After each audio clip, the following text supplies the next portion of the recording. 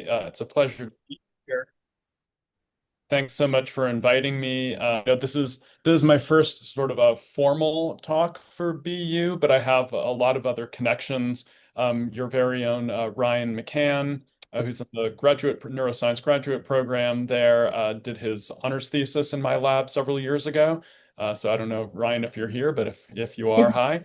Um, of course, Vanna Zachariah, who's your chair of pharmacology, is one of my oldest and dearest friends in all of science. And I had the opportunity to meet several of the faculty and their trainees at the Gordon Conference for Catecholamines last month. So it's great to have those connections, and hopefully we'll make some more today.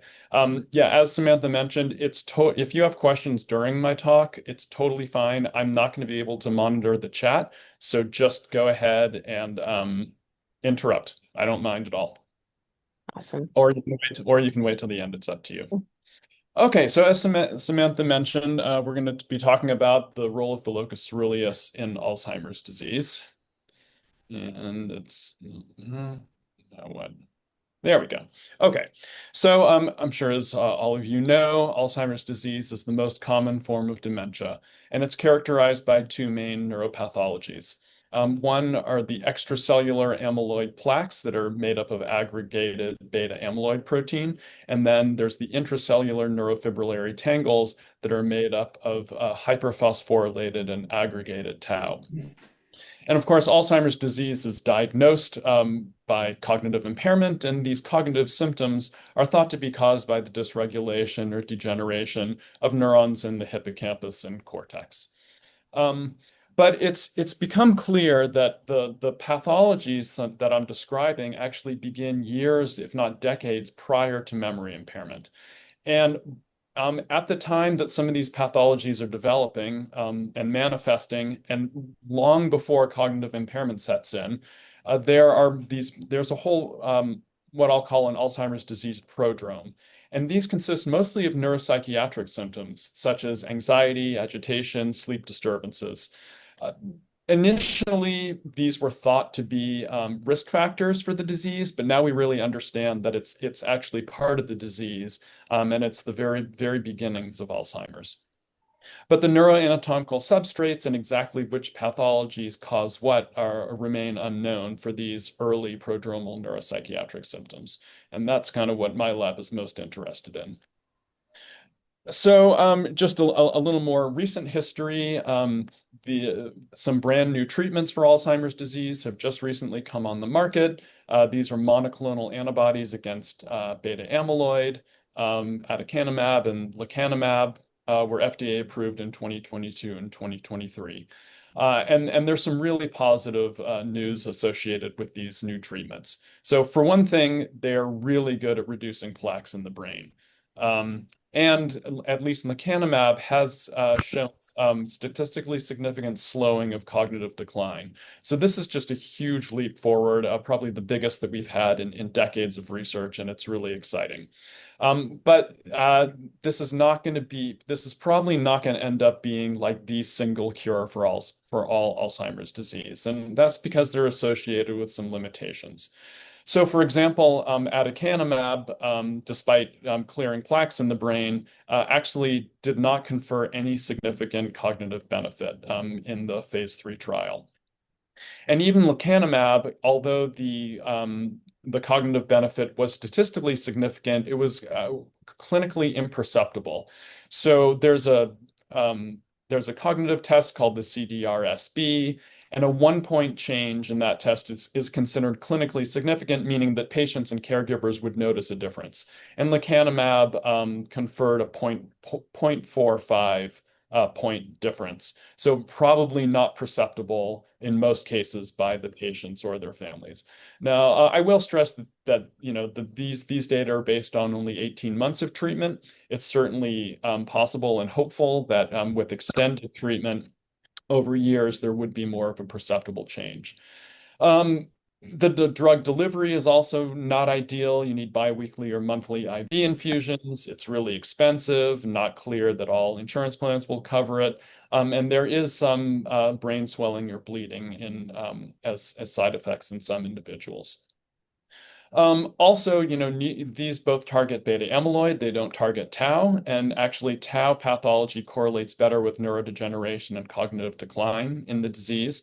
And they also, as far as we know, don't ameliorate these prodromal neuropsychiatric symptoms. So there is definitely a need for more research and more targets and new treatments that either can be used in combination with these amyloid therapies or on their own.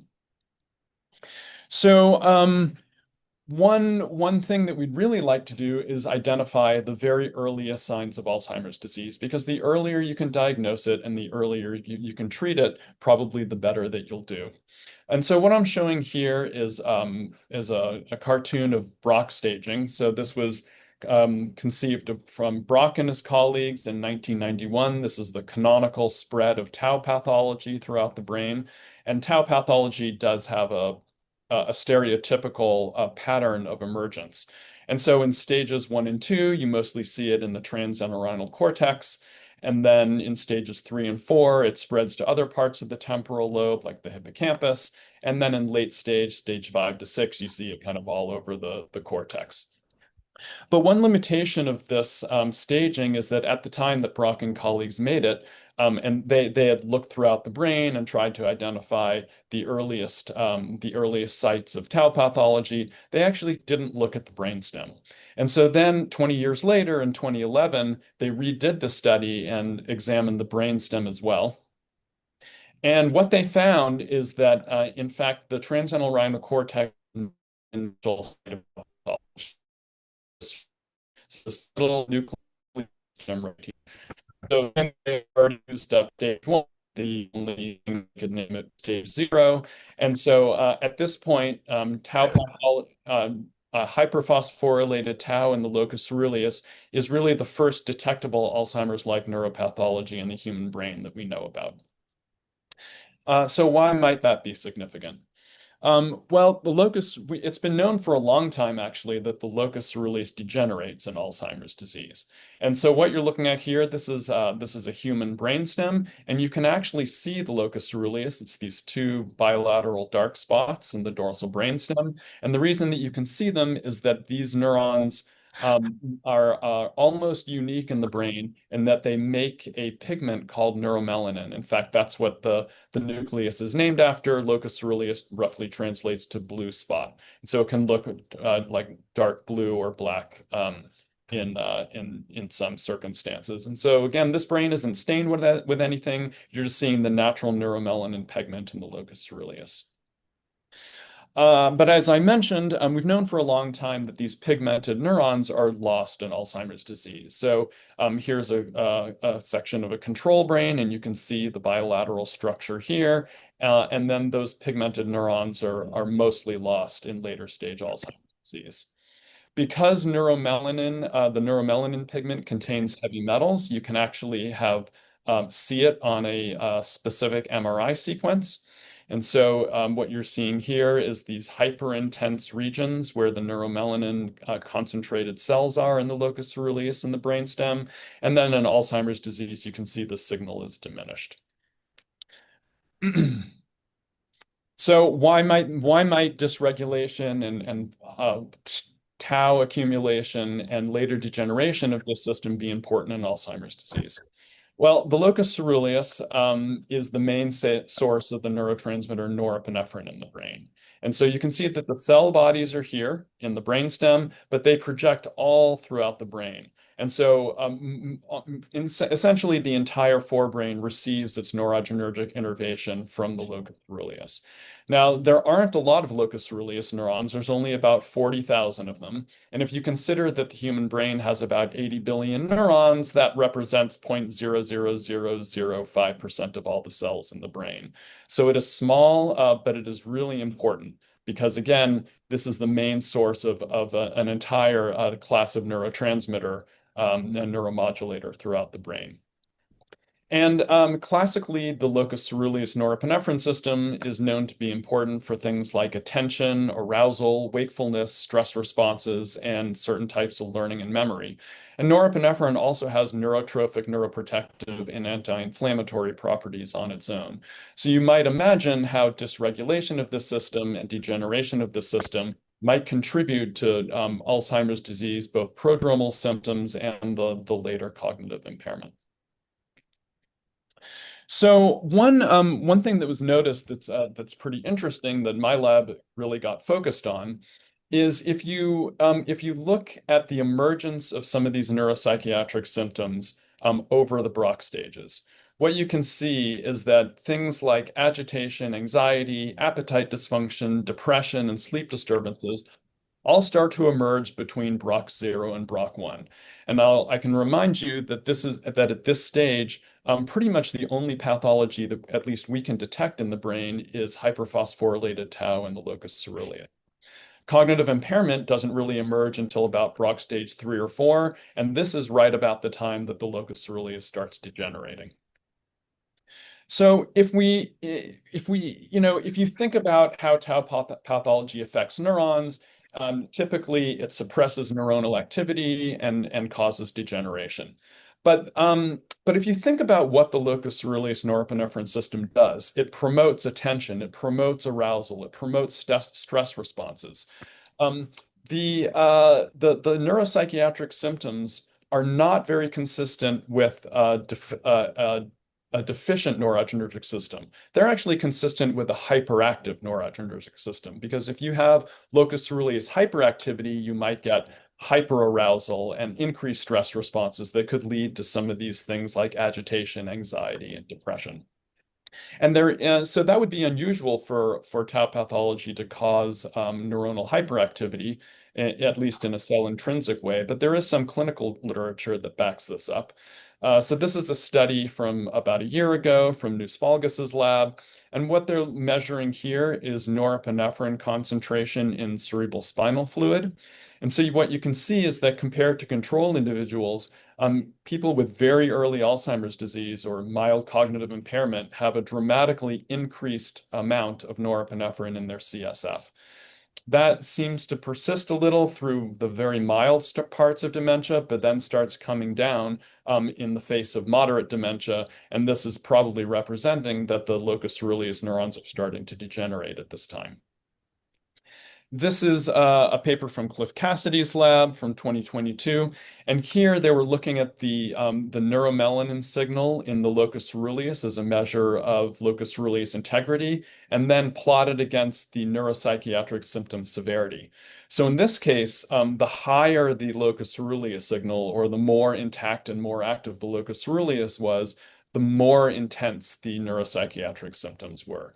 So again, this is really consistent with a hyperactive noradrenergic system being responsible for some of these neuropsychiatric symptoms. Now, later in the disease, locus coeruleus degeneration can actually exacerbate and even predict cognitive decline. So this is a figure from a paper from Heidi Jacobs' lab from a few years ago. And essentially, what they're showing here is that at the time of the scan, which is time 0, the locus coeruleus integrity can predict the rate of cognitive decline over the preceding 10 years. So they're going back 10 years in time based on this scan. And what you can see is that people with a locus coeruleus integrity of below 1 standard deviation below the mean have a really steep cognitive decline, whereas those people who had intact locus coeruleus integrity at the time of the scan did much better. So that kind of leads to the overarching hypothesis that my lab has been pursuing, which is that in a healthy individual that has an intact locus coeruleus, you have a sort of a normally active norepinephrine system, which leads to normal cognition and behavior. In response to hyperphosphorylated tau, which typically impairs neuronal activity, we think that the locus coeruleus is launching a compensatory response. And this compensatory response makes them hyperactive and they actually overshoot. So now with this excessive norepinephrine transmission, you get some of these prodromal symptoms like depression, anxiety, hyperarousal, and aggression. And so this would be in the very early prodromal stages. Once you start moving into mild cognitive impairment, this is the time when locus coeruleus neurons start degenerating. So it's shown by sort of the loss of terminals here. Some of them really might start to die and become hypoactive. And so this will contribute to the mild cognitive impairment and maybe some mixed behavioral deficits. And then in late stage Alzheimer's disease, when you get catastrophic degeneration of the locus coeruleus and a loss of norepinephrine signaling, this can contribute to dementia, hypersomnia, and inattention. And so I'm going to start the data presentation with our efforts to model this stage of Alzheimer's disease. So the very prodromal stages when you're starting to accumulate pathology in the locus coeruleus, but it's not causing any frank degeneration yet. So we'll start with a transgenic rat model of Alzheimer's disease, and this work was initiated by former postdoc Jackie Rohrbaum in the lab. And so this is the TGF344AD rat. These rats overexpress mutant human amyloid precursor protein and presenilin-1, so very similar to the APP-PS1 mice that are used in Alzheimer's disease research a lot. These animals show age-dependent amyloid deposits. So if you look over here in the hippocampus and cortex, at 6 months of age, you have no pathology at all that we can detect. But by 16 months, you have a lot of plaque material accumulating in these regions. These animals also show age-dependent cognitive impairment, so really nothing at 6 months, but you get some cognitive impairment at 16 months. And what's really interesting about these animals is that unlike their mouse APP-PS1 counterparts, these rats develop endogenous tau pathology. They develop hyperphosphorylated tau all over the brain. And this is pretty striking because in general, rodent tau is pretty resistant to hyperphosphorylation and aggregation. And I'll remind you, there's no tau transgene in these rats. There's just the APPPS1 transgene, but the rat tau is responding to this, presumably to this A beta, and getting hyperphosphorylated. Isn't the rat tau different than mice? It is. So there's various isoforms of tau. There's the 3R and the 4R, and they're typically found in pretty equal ratios in humans. Mice really don't have that normal balance. Rats do have some 4R tau, but it's still quite low. But yes, that's probably one of the reasons that we can see some hyperphosphorylated tau in rats in these kinds of models where we really don't in mice, unless you overexpress mutant tau.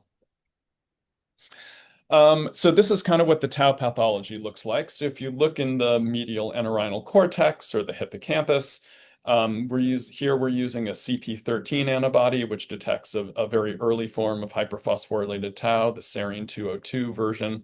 And you can see at 6 months, there's really no tau pathology in these brain regions. But by 16 months now, you can, in the transgenic rat, but not in the wild type, you can start to see that some of this hyperphosphorylated and aggregating tau. So this was from the initial publication, but when we got our hands on these animals, we wondered what was happening in the locus coeruleus, because of course in humans, we can detect hyperphosphorylated tau much earlier in the LC than we can in the forebrain. So we did some immunohistochemistry, and indeed what we found is that at 6 months, when there's no hyperphosphorylated tau in either of these forebrain regions, you can already start to see hyperphosphorylated tau in the locus coeruleus of the transgenic rats, and it gets even more pronounced 16 months. So this is one of the few, if any, rodent models that we know of that show a human-like pattern of tau deposits, beginning first in the locus coeruleus and then later in the entorhinal cortex and rest of the temporal lobe. So we wondered what the consequences of this hyperphosphorylated tau in the locus coeruleus was. So a former graduate student, Michael Kelberman, did some in vivo anesthetized electrophysiological recordings in the wild type and transgenic rats. So this is a trace of one particular neuron, and as you can see, locus coeruleus neurons have pacemaker activity. So they fire at about 1 hertz just at kind of all the time when the animal is awake. But they can be induced to burst fire in response to various stimuli and stressors. In this case, it's a foot shock. So the foot shock is denoted by this little bar right here. And so you can see the neurons are going along firing at their basal rate. And then you give the foot shock, and there's this huge burst of activity in the locus coeruleus neurons. So at 6 months of age, when there's hyperphosphorylated tau in the locus coeruleus in these animals, but no pathology anywhere else, what Michael found is that the transgenic animals had an increased locus coeruleus firing response to the foot shock, and it was statistically significant. So this would be consistent with locus coeruleus hyperactivity, as I mentioned before. So we wanted to see whether this might be associated with any phenotypes that were reminiscent of neuropsychiatric symptoms. And to do this, Michael conducted a novelty suppressed feeding test. This is a test of anxiety in rodents. So what you do is you food deprive the animal for 24 hours, and then you put it in a novel, brightly lit environment with a single food pellet in the middle, and you measure the latency for the animal to go and eat the food. So this is a conflict test. The animals are food deprived for 24 hours, so they're really hungry, so they're very motivated to go eat the food. But also rodents don't like being in novel, brightly lit arenas because it makes them afraid. There could be predators or other dangers. And so that makes them not want to go out into the middle and eat the food. So the longer an animal takes to go and eat the food, the more anxiety it's displaying. And so what Michael found is that consistent with locus coeruleus hyperactivity and increased stress responses, the transgenic animals that at this age had an increased latency to eat the food pellet in the novel environment. There are several control experiments that I'm not showing here. For example, we do the exact same test in the animal's home cage, so it's not a brightly lit novel environment. And in that case, the wild type and transgenic animals have the exact same latency to eat. They both eat the pellet almost immediately. So this shows that this is really an anxiogenic effect due to the environment and not just some difference in hunger levels between the genotypes. Um, so as I mentioned, this transgenic rat is a really great model because it develops this endogenous tau pathology first in the locus coeruleus, but it does have an APP-PS1 transgene, and so it's going to have A beta probably all over the brain, even though we're not detecting plaques yet. So we really wanted to know, like, is some of the stuff that we're seeing, is this really due just to hyperphosphorylated tau in the locus coeruleus, or is there contribution to other things going on in these rats? So my current grad student, Anu Korakonda, developed a Cree-dependent human tau virus. This human tau virus carries the P364S mutation. This is a mutation that causes frontotemporal dementia in humans, and it produces a tau protein that's particularly prone to hyperphosphorylation and aggregation. So this is a Cree-dependent virus. She made either a tau virus or an EYFP control, and she infused it into locus coeruleus of tyrosine hydroxylase Cree mice and examined them at 3 months later. So what you can see here is comparing the EYFP infused animal with the human tau infused animal. This is tyrosine hydroxylase to mark the noradrenergic neurons in the locus coeruleus. And then using AT8 as a marker for hyperphosphorylated tau, what you can see is the animals that receive tau have a dramatic increase in hyperphosphorylated tau immunoreactivity, both in the noradrenergic cell bodies and in their proximal axons and dendrites. In this case, we teamed up with a collaborator, Mike Beckstead, at Oklahoma Medical Research Foundation to do slice electrophysiology instead of in vivo. And so he just measured the firing rate of locus coeruleus neurons, either that got EYFP or human tau. And once again, we saw a dramatic increase in locus coeruleus firing in the neurons that had tau. To see if that had similar behavioral consequences, Anu conducted the novelty suppressed feeding test in these mice. And just like the transgenic rats, the tau-bearing mice had an increased latency to feed, indicating an anxiogenic effect. So we kind of conclude that the phenotypes that we saw in the transgenic rat at 6 months are probably caused by tau itself in the locus coeruleus, because if we only express tau in the LC, we recapitulate those phenotypes. And so we're starting to see this pattern emerging of locus coeruleus pathology leading to hyperactivity and anxiety-like behavior. And so we sort of wondered if this was specific to tau, or could we link it to other insults and other Alzheimer's-like pathology. So I already mentioned neuromelanin. So this is a pigment that is made by only two kinds of neurons in the brain: the norepinephrine neurons of the locus coeruleus, as shown here, and the substantia nigra neurons that produce dopamine. And incidentally, these are the neurons that die in Parkinson's disease, another protein aggregate neurodegenerative disorder. So neuromelanin is formed spontaneously in these catecholamine neurons. It's formed by catecholamines like dopamine and norepinephrine. They're metabolites like MHPG and dope-gal. Dopamine and norepinephrine can also be oxidized to form quinones. There's also a lot of heavy metals, protein aggregates, and oxidated lipids. And all of these goodies that could be harmful to the cell get packaged into these pigmented granules, fuse with autophagosomes, and then form neuromelanin. So this is essentially a membrane-bound organelle. And it's thought that initially neuromelanin forms to protect the cell from all of these toxic intermediates that could damage it. But it's thought that later on, as neuromelanin builds up, because the cell has no way of getting rid of it, that it can start interfering with cellular machinery and potentially contribute to vulnerability in Alzheimer's and Parkinson's disease. Now, that's always just sort of been a hypothesis. It's been very difficult to test. And that's because the preclinical models that we usually use to study these sorts of things, like rodents, don't make neuromelanin. So again, here's a picture of the human locus coeruleus, and you can see the pigmented neurons. This is where a mouse locus coeruleus should be, and you can see that there's no pigment there. Now, this probably is not a neurobiological explanation between the two species. In humans, you really don't see neuromelanin start accumulating until 3 or 4 years of age, and it doesn't really become prominent until puberty. And of course, mice only live 2 years. So we think the mice just don't have enough time to accumulate the neuromelanin. But again, that makes it really hard to study causal relationships. But luckily, Miguel Villa, a few years ago, developed a really clever way of expressing neuromelanin in rodent catecholamine neurons. So what he did is he made a virus that expressed human tyrosinase. So tyrosinase is the enzyme that is responsible for melanin pigment in your skin and hair.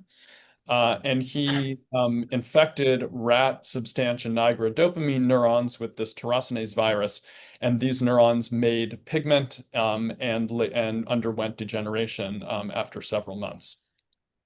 So we thought this was a pretty cool strategy. So former grad student Alexa Iannatinelli decided to use the same approach to look at what happens if you get pigmentation in the locus coeruleus in the mouse.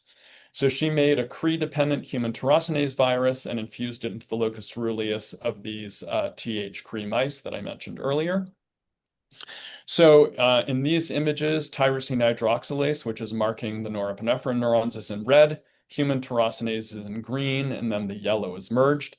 So you can see in the Cre-positive mice that got the tyrosinase virus, you get co-expression of human tyrosinase in these neurodegenerative neurons, and this beautiful pigmentation of the locus coeruleus neurons, and just like you'd see in human, in the no expression and no pigmentation.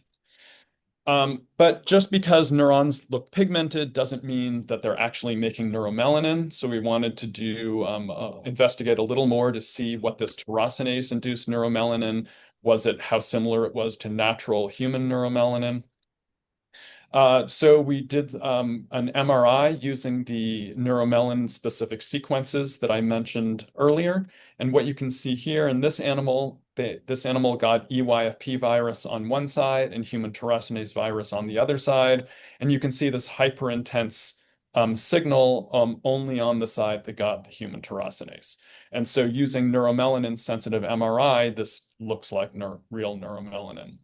It also stains positive for neuromelanin using stains like Fontana Mason. And we did some ultrastructural analysis by electron microscopy. So on the left here is the human tyrosinase-induced neuromelanin in the mouse. And on the right, this is a natural neuromelanin granule from the locus coeruleus of a 16-year-old rhesus macaque. And so what you can see is that ultrastructurally, they have a lot in common. So they both have both these really dark black and lighter gray pigments. They both have these lipid granules in the middle of them. They're both bound by a membrane. And so by any measure that we can make, this human tyrosinase-induced neuromelanin looks for all the world like natural primate neuromelanin. Okay, so then what are the consequences of this neuromelanin accumulation in locus coeruleus neurons? Well, at about the 1 to 2 week time point when you get these nice pigmented neurons, but there's no cell death.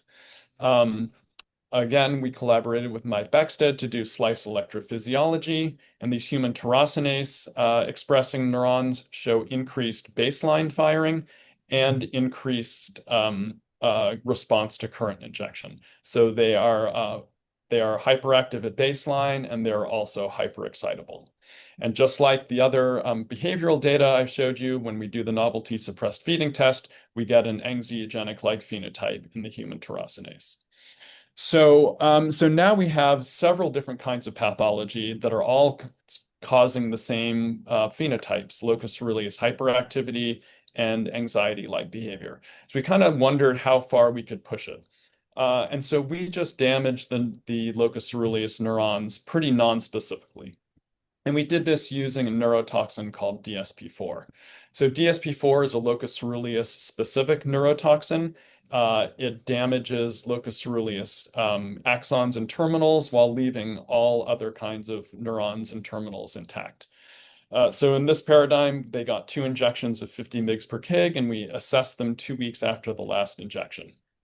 When we did a Th positive cell count within the locus coeruleus, you can see there's no cell body loss. But if we look at norepinephrine transporter immunoreactivity, which marks locus coeruleus axons in the prefrontal cortex, you can see this nice network of noradrenergic terminals in the saline-treated mice and a severe loss of these terminals in the DSP-4-treated mice. So this is even though this insult is specific to the locus coeruleus, it's not like a neurodegenerative specific pathology. It's just neurotoxic damage. But once again, we see locus coeruleus hyperactivity. In this case, we're doing HPLC and looking at the ratio between MHPG, which is the norepinephrine primary metabolite, and norepinephrine. And the higher MHPG to norepinephrine ratio indicates increased norepinephrine turnover. And once again, when we do the novelty suppressed feeding test, we get an anxiogenic-like response. So I think we're probably all seeing a pattern here. We certainly did. It seems like any way we can insult the locus coeruleus, we get a very similar response. We get compensatory locus coeruleus hyperactivity and an anxiety-like phenotype. When I thought more about it, I realized that I probably should have realized this a very long time ago, because Eric Nestler's group showed this in the early 1990s. So I'll go on a bit of a sidetrack here, but the locus coeruleus neurons express a lot of mu opioid receptors. And mu opioid receptors are GI coupled and they're inhibitory. And so locus coeruleus neurons are potently inhibited by morphine. So in this experiment, the Nestler lab treated rats with chronic morphine and then measured locus coeruleus neuronal firing. So at time 0, what you can see here is here's the control locus coeruleus neurons, their firing rate, and the morphine-treated ones are suppressed. But as soon as you relieve that suppression by giving a mu opioid antagonist, naltrexone, you get this profound burst of locus coeruleus hyperactivity that lasts for quite some time, at least 24 hours, if not longer. So this is this is a completely different kind of insult. It's just anything that suppresses neuronal activity. The locus coeruleus neurons compensate and they respond. And so when you relieve that, they become hyperactive. And once again, you get an increased latency to feed in the novelty suppressed feeding test. So anxiety-like behavior. We actually looked to see whether mu opioid receptors were downregulated or somehow affected in some of our models, and we didn't. But we did see downregulation of another opioid receptor, OPRL1, which is the nociceptin receptor. And this is looking at the going back to the transgenic rats at 6 months of age. So we see a downregulation of this inhibitory receptor by RNA scope. And we also see a downregulation of the alpha 3 subunit of the GABA A receptor in the transgenic animals at this time. So it seems like one of the ways that these neurons are compensating and becoming hyperactive is they're downregulating the inhibitory tone on them. Now, these were sort of guesses about which genes may or may not be changing and underlying the compensatory response to Alzheimer's disease-like pathology in the neurons. But we'd like to take a more unbiased approach because we're not smart enough to guess right all the time. And so we've turned to proteomics, but specifically we've turned to cell type specific proteomics. So again, the locus coeruleus is only, in rodents anyway, is only about 2,000 neurons. So even if we were to punch the locus coeruleus as closely as we could, if we just did proteomics on those tissue chunks, only a very tiny fraction of those proteins would be coming from bona fide locus coeruleus neurons. So we needed a way to get cell type specific proteomics.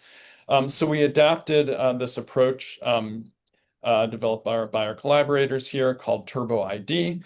So TurboID is a biotin ligase. So in the presence of ATP, it just sticks biotin on any protein within 9 to 10 nanometers.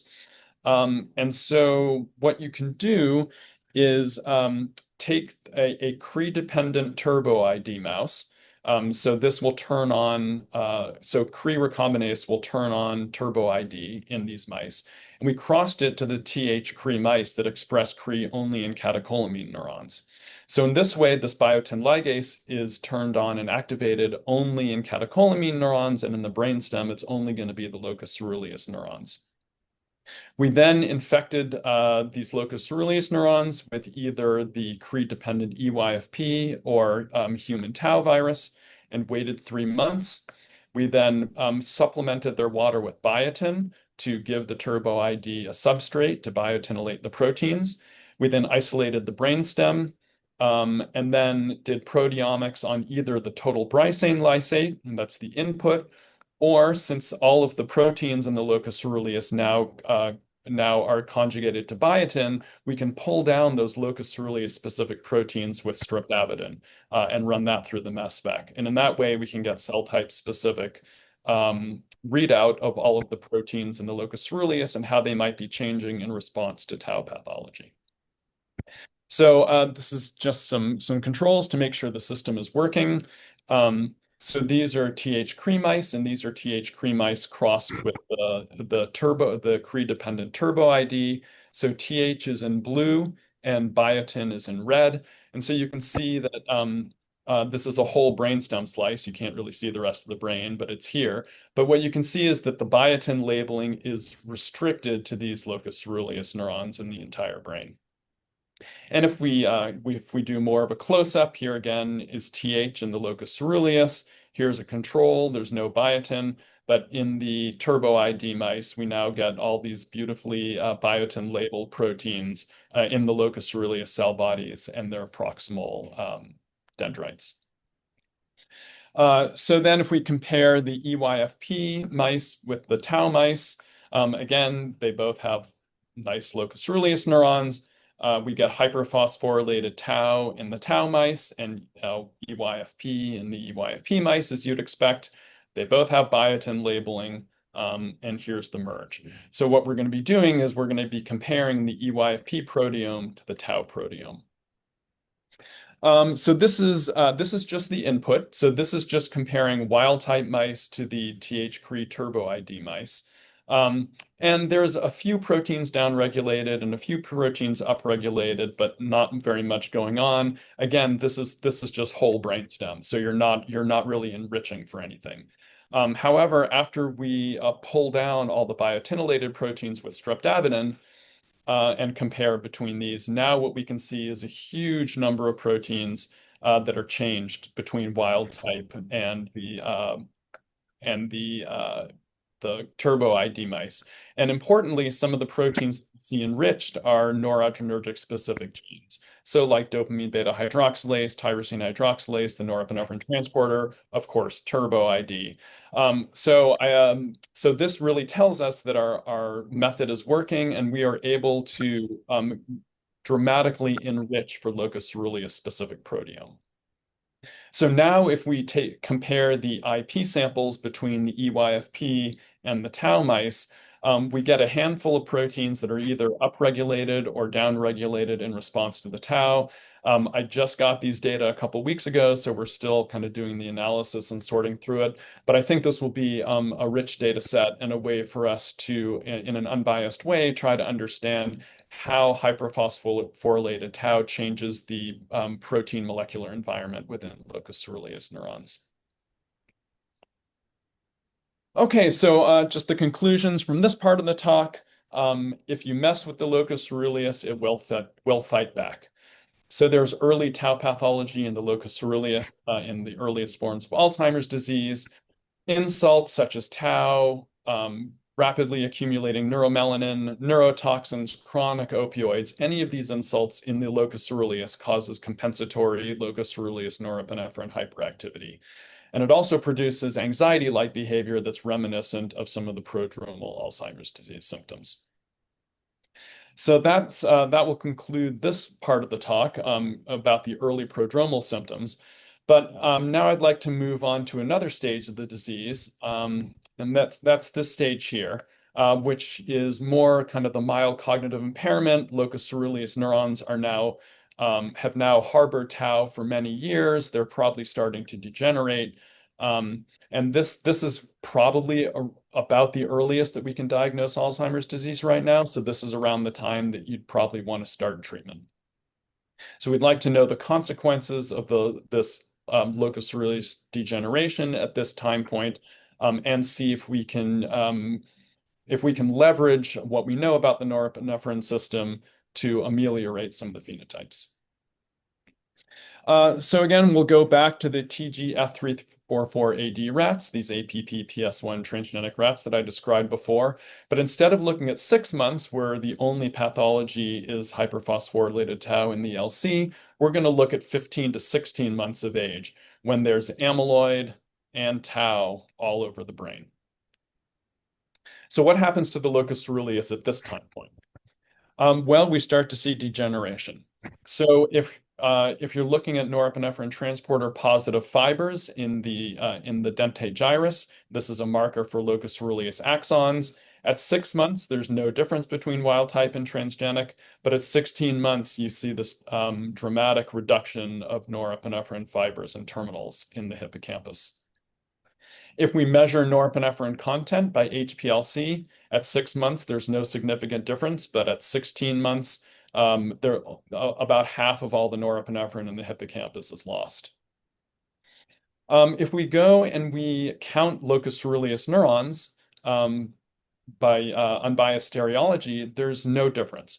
So we're not so far into the disease where you're getting frank locus coeruleus degeneration, but you are starting to lose some of the terminals and the norepinephrine content.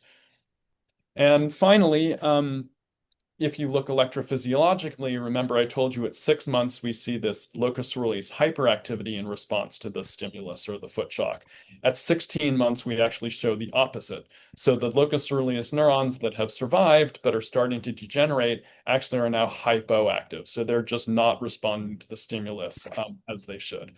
So we would really predict a very low norepinephrine tone and an inability to respond appropriately to stimuli in the 16-month animals compared to the six-month animals. And I mentioned at this age, there is some cognitive impairment in these animals. And so To look at this, we use the Morris water maze. So in this experiment, you put an animal in a large tank of water. The water is opaque, so it can't see beneath it, and there's a hidden platform in one of the quadrants. So days 1 through 6 are acquisition learning, where the animal learns over time, uses spatial cues, extra maze spatial cues to navigate and learn where the hidden platform is. And then once they've learned that, we play a trick on them. We then move the platform, and this is reversal learning. So they have to unlearn the first location and learn the new location, which is much more difficult than learning it initially. And if you compare wild type and transgenic animals, they both acquire the task equally. They're both very good at learning the Morris water maze. Then on the first day of reversal learning, when you move the platform, none of them are very good at it. The wild type animals learn the new location of the platform very quickly, but the transgenic animals fail to ever learn the new location of the platform. So this might be considered a form of mild cognitive impairment. They're not so impaired that they can't learn the task, but if you really challenge them on reversal learning, they have trouble. So again, we think that this stage would be around this around Brock 3 of the Brock staging. So during this time, where you do start to see some cognitive impairment, and we know that locus coeruleus neurons are starting to degenerate and hypoactive, we wondered whether we could therapeutically intervene and increase the activity of these neurons to rescue the phenotype. So for this, we used excitatory dreads. These are designer receptors excited by designer drugs. In this case, we're using the GQ coupled dread under a noradrenergic specific promoter and a virus that was provided by Elena Vasey and Gary Aston Jones. And so these were infused into the rat locus coeruleus at around 3 months of age, and then they were tested at 16 months of age. So you can see here that the dread is expressed in the soma and on the membrane of these local So I'm still loading. Still loading. of these locus coeruleus neurons. And so in this experiment, we trained them all on the Morris water maze task, and then right before each reversal learning session, we gave them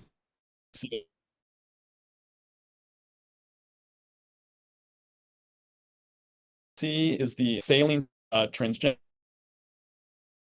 learning at all. And the transgenic animals that got the red got zero are in orange, and they learn and they do reversal learning just as well as wild type animal. And so this was really exciting and pretty remarkable because, as I mentioned before, this is at an age when these animals have plaques and tangles all over the brain. And here, the only thing that we're doing is activating the locus coeruleus, and we're getting a complete rescue of the cognitive phenotype.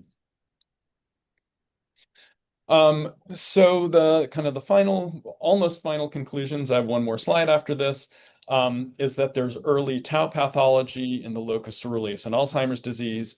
You get locus coeruleus degeneration years or decades later. Mild types of pathology like hyperphosphorylated tau or a little bit of melanin in the locus coeruleus causes early behavioral deficits associated with locus coeruleus norepinephrine hyperactivity. And this hyperactivity may be mediated by changes in inhibitory neurotransmission onto the locus coeruleus. Now, more advanced locus coeruleus pathology causes locus coeruleus hypoactivity, the loss of fibers and cell bodies, and cognitive deficits, and activation of the locus coeruleus can rescue these cognitive deficits. So based on these data, we really kind of wanted to translate this to the clinic. And luckily, there are lots of noradrenergic drugs available that are FDA approved for various ailments that we wanted to repurpose for the treatment of Alzheimer's disease. And so the one that we chose is atomoxetine, also marketed as Strattera.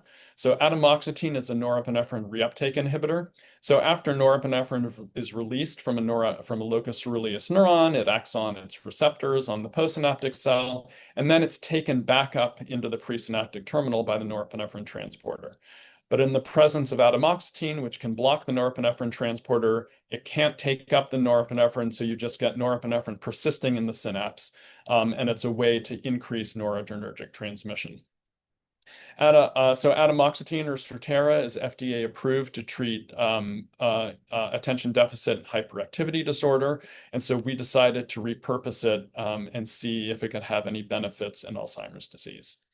So several years ago, we conducted a phase 2 clinical trial of atomoxetine in a population of subjects with mild cognitive impairment with Alzheimer's disease biomarkers. Um, there were 40 people enrolled. This was a placebo-controlled double crossover study. So at the beginning, half the subjects got atomoxetine, half got placebo.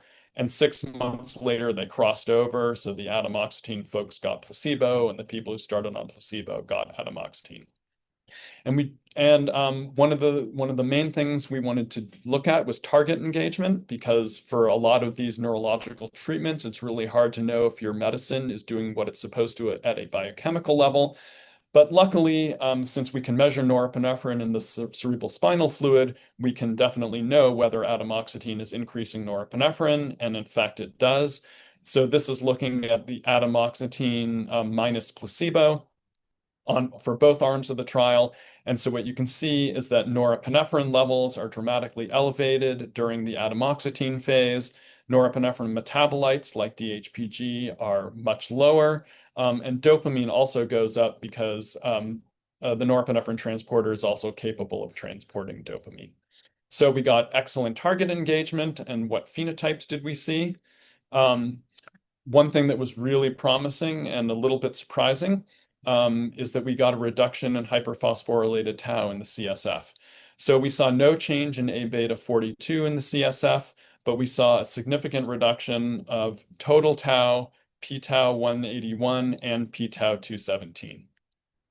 And this was actually pretty surprising because, again, this was only after 6 months on the drug, and we already saw a 5 to 10% reduction in these pathogenic tau species in the CSF. We also did proteomics on CSF proteins, and we saw significant changes in several panels.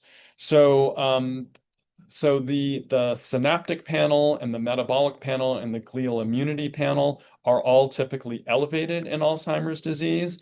And what we saw was that atomoxetine reduced and thereby normalized the synaptic proteins, the metabolic proteins, and the glial immunity proteins. It was somewhat specific, so there were other protein panels like vascular that showed no change whatsoever. We also saw a positive impact on FDG PET and some functional connectivity on MRI. So we're trying to follow this up with a larger and more extended trial to see whether atomoxetine might also provide cognitive benefit in addition to some of these powerful AD biomarkers. So I'll stop there. Thank you, everybody, for your attention. I'd love to thank everybody in my lab who did the work. I think I mentioned just about everybody by name. Obviously, a lot of other former and current trainees who have contributed intellectually. All of our collaborators, both at Emory and outside of Emory, who I mentioned. Some of the infrastructure at Emory, of course, the Goizeta Alzheimer's Disease Research Center and Center for Neurodegenerative Diseases, some of the core facilities that helped us with the work, and of course, our funding sources. And with that, I am happy to take questions. Hi, this is Marcia Ratner. I've been studying this rat too, Oh, along excellent. with David Farb. And so I'm very fascinated by the fact that you showed your schematic of the pathways that are involved in aggregation of tau. And both norepinephrine and dopamine are both metabolized to aldehydes. Yes. You show that. And I'm wondering your thoughts on the contribution of the aldehyde metabolites to that early aggregation of norepinephrine. Yeah, I mean, I actually that's a great question, and I actually think it does contribute. So, let's see. One of All right, I don't want to like spend time going back to different slides and stuff, but so norepinephrine is first metabolized by monoamine oxidase A, and the Mhm. the very first norepinephrine metabolite by MAOA is a compound called dope gal. And Mhm. dope gal is very toxic and very unstable. It usually doesn't hang around very long. It's then metabolized further into some of the other aldehydes and acetate. Um, but what we know is that from postmortem human studies is that the levels of dope gal are dramatically increased in the surviving neurons of the locus coeruleus in Alzheimer's disease. Mhm. We see its upregulation in some of our tau models. Um, and we know that it interacts both directly and indirectly with tau. So we know that dope gal, and these are studies that I didn't have time to show, but they're published. They're a collaboration with Kachung Yi's lab, with my lab, but the dope gal can cause oxidative stress, and then the oxidative stress activates an enzyme called asparagine endopeptidase, or AEP, and AEP cleaves tau. And when it cleaves tau, it cleaves it into a shorter form that's much more prone to hyperphosphorylation and Wow. aggregation. In addition, dope gal can covalently bind tau Right. also and also convert it into a form that's particularly prone to hyperphosphorylation and aggregation. Yeah. So Yeah. both directly and indirectly, norepinephrine metabolites, I think, play a huge role in their vulnerability to developing early tau pathology. And I also think that those metabolites are in neuromelanin, and that's why neuromelanin is also involved. Right. Right. So, and this makes me wonder too, like, so I think dolphins, dogs, um, develop early tau pathology too. Am I correct? And my memory served me right. Now that I don't know actually. I actually I don't know know. dogs do, right? Yeah, I think Canine that's dementia may true. have some tau pathology in the locus coeruleus I too. think that's true. I don't know about dolphins, but yeah, I do seem to recall that dogs do as well. So now I'm going to ask you a question. Go for it. Is it eating meat? Are we eating meat causing some kind of problem? I mean, vegetarians, maybe, all the animals that are vegetarians don't get any problems. Is there, something to do with our diet here? And this is way Um, afield, I'm sure, but You know, I'll say this. I don't necessarily think it's meat per se.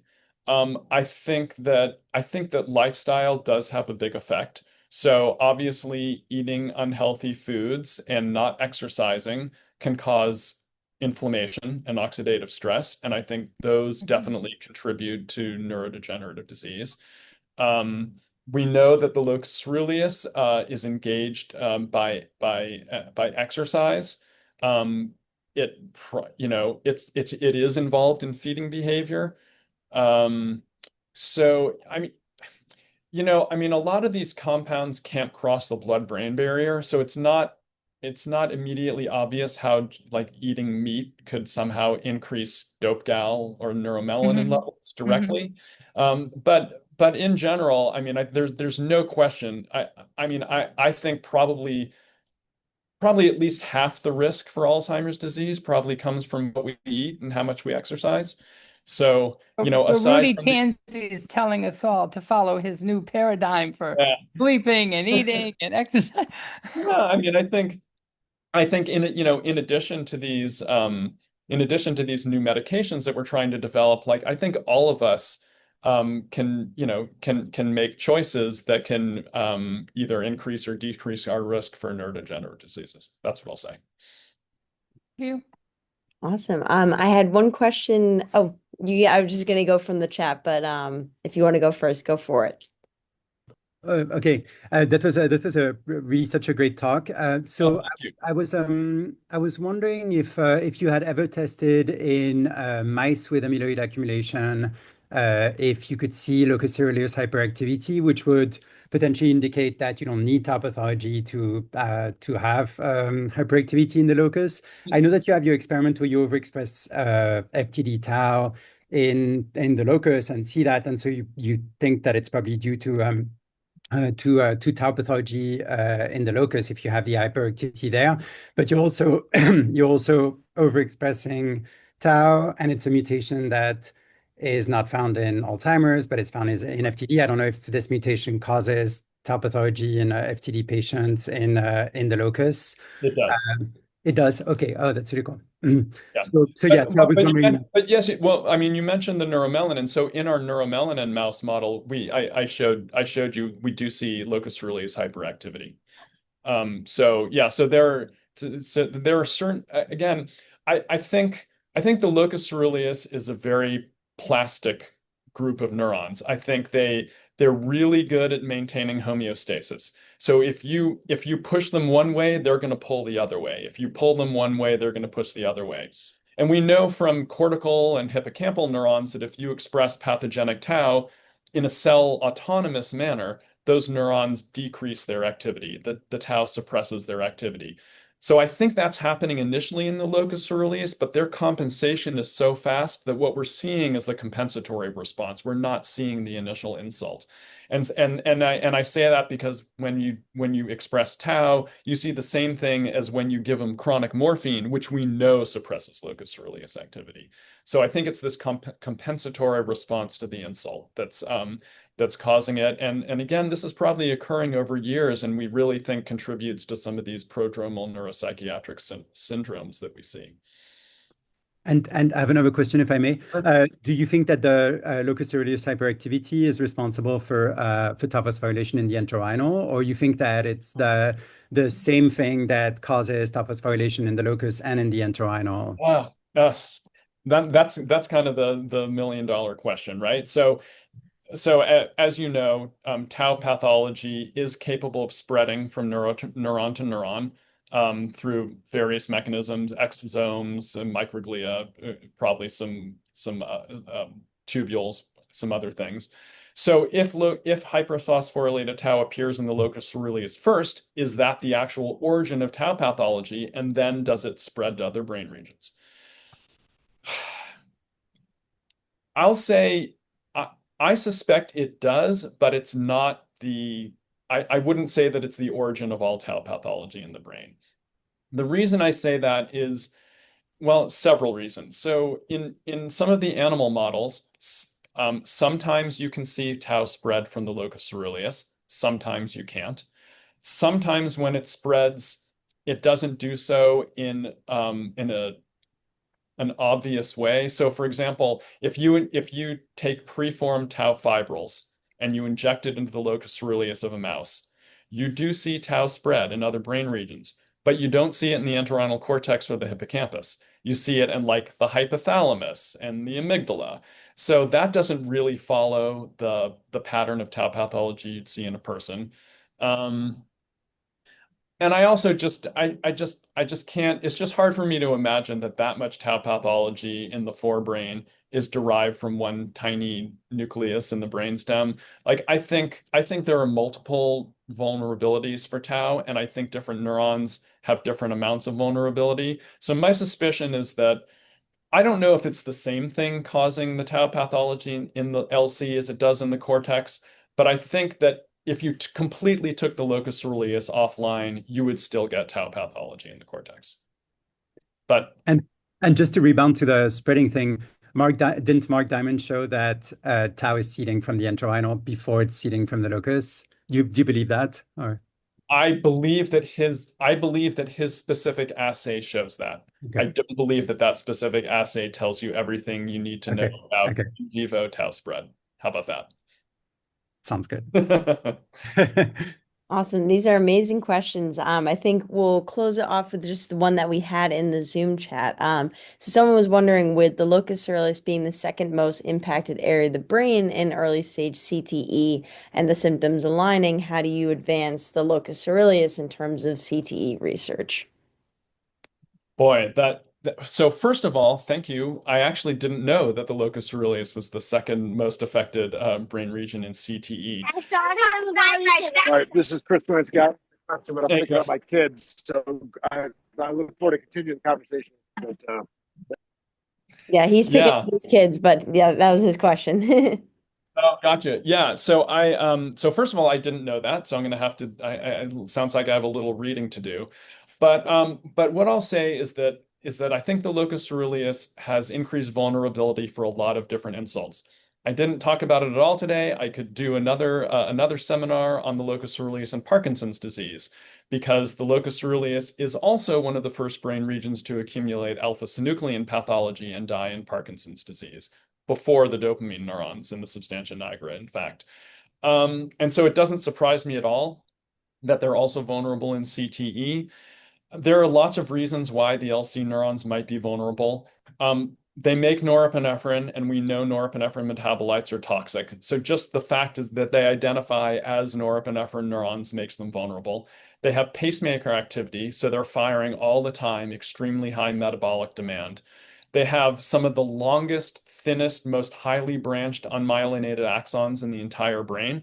So the cell bodies are in your brainstem and they project all the way to the front of your brain. So these axons are literally a foot long. They're completely unmyelinated and unprotected.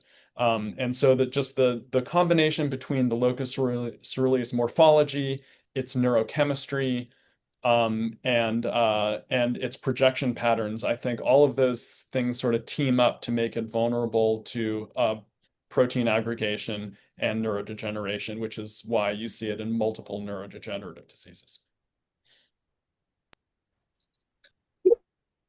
So, this